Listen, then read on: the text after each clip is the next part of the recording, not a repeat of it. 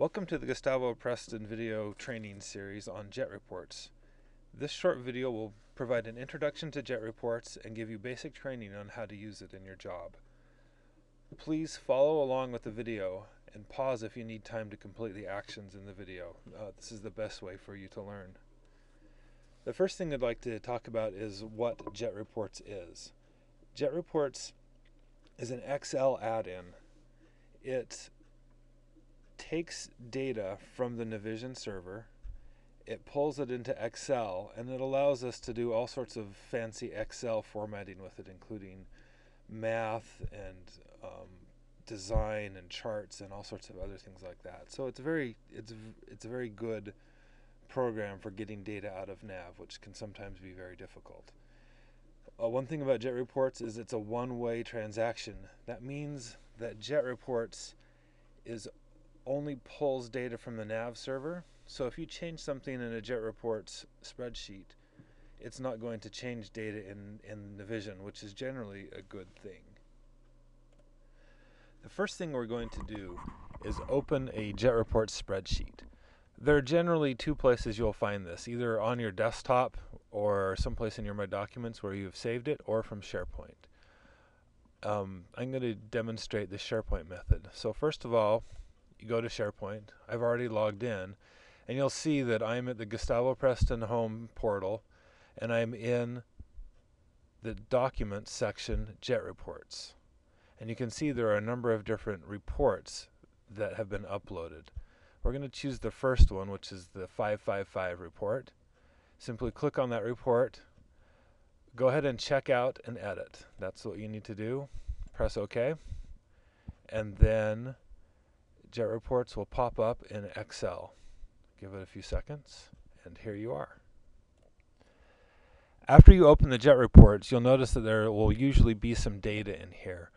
This data is generally old, and so you'll need to rerun the report. The first thing you need to do is look at the top. In the ribbon section, you'll see that there are a list of tabs. Find the Jet tab. It should be toward the end. And click on it, and you'll get a set of commands that you are allowed to operate. Because I'm a designer, I have more things that are available to me. You'll have fewer things, and the ones that are not available will be grayed out. At this point, if you do not have the Jet tab in your Excel workspace, please pause the video and then come find me, Randy, or Jim Hickey, and we can make sure that your jet reports is activated. When you have the jet report open and the jet tab enabled, over on the left you will see two buttons. These are the main things you will be using. You have your report button right here and your refresh button right here. I will explain really briefly what the report and the refresh button do. First of all, if you read along, what happens if you press the refresh button is it purges the cached data. What that means is the jet report stores data it's already received from Nav, and then if you hit refresh, it erases all that data and asks for new data. So this is useful because if you only run this report once a month, we've obviously entered a lot of things in that month, and you want to get new data for the next month. However, if you're going to be running something a lot on a certain day, to save yourself time, you could use the report. And that uses the cached data that has already been downloaded from Nav and allows you to run to say, well, let's say I'd like a different set of dates or a different set of other data. You've already downloaded all that information once, you're just filtering it differently. So to recap, a report assumes that you've got data already that you know is valid, and you just want to run a report, and it will run quicker. Refresh is if you haven't run the report in a while, or you know you've changed data in Nav. This runs a little bit slower, but it gives you the most up-to-date data. This particular report, the 555 report, is specifically for service people. It allows to filter the open calls based on the opening description. And you see right here, the opening description always begins with a 3-digit number. So let's go ahead and run this report. So I've already refreshed the cache, so I have fairly recent data. So let's go up to the report here and click on report.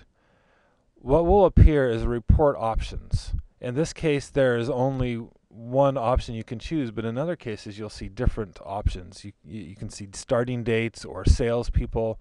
In this case, we want a prefix. So I know that I want a prefix that's not 555. I happen to want to be searching for 888. So I'll go ahead and type that in. So here we go, 888. It would help if I did it correctly, 888. And then after you've selected your options, you simply click Run. And then you'll see that Jet Reports gives you how long it's been running. It doesn't really estimate how long it's going to take. This one is a fairly small report. And you see that I have got a list now of calls that all begin with the 888. I don't have any of the 555s or the 333s. And I also have some other information that was asked, whether it's open or suspended, its assigned date. This is something that they use in jobs in progress to see where they are with all the different jobs. So just to recap how this works, you open the Jet report that you want, go up to the report or the refresh button, click on it. The report will ask you for values. It can only be one value. It can actually be 0 values if we program it so it just is going to provide you the data you want. We won't have any options. But you choose the options as they're available and press Run. Jet reports will run, take a few seconds to a few minutes. It depends on how much data is there. And then you have a new set of data. In this case, all of the 888 calls that are currently open or assigned or suspended. So once you have this report, Jet has a really cool feature that allows you to focus in on data. For instance, this first call number, or the second one, excuse me, why is it suspended? Well, if you click, I'm going to pause here for a second. All right, if you click in a box, you'll see a familiar drill down arrow. So if you click on that, what will happen is, well, of course it doesn't work for the demonstration. It should open up Nav. Alright, this one's not working to show that example, so I'm going to switch to a different report. I'm going to go to the billable hours report. And here you see I have a list of open service orders. Here's a service order. I click on the drill down. It waits for a second, and then it pops up, and that particular line number, if you see line number 10,000, service order 331, that comes up here. You can simply click on line, show document, and that service order shows up. Do you need to know more about that particular service order? You can find it in Nav. So that particular feature of Jet Reports is really handy, this ability to drill down and find out more information, even if it's not on the spreadsheet. The final thing I'd like to show about Jet Reports is what you can do with the data once it's been run. So first of all this data can be copied and pasted to another spreadsheet. So let's say you wanted to take all of these lines from just this one service order right here. You could copy those, so right click and hit copy, and then I can paste them somewhere else into a different spreadsheet, which can be useful for compiling reports. You can also go to File and use the Save As functionality and save the report. And what you won't be saving the formulas behind it. You'll be saving the data. So you can save this instead of to the network. You could save it, for instance, to your desktop. And you could say billable hours trending, and then say I want to see a snapshot of what it is this month. So it would be for March 2013. Then I save that, and then you have March 2013 as a snapshot on your desktop. All right, so you can go ahead and close that.